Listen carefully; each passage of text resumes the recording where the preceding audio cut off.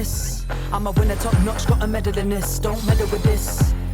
They wanna move, I will move, trendsetter again. It's time.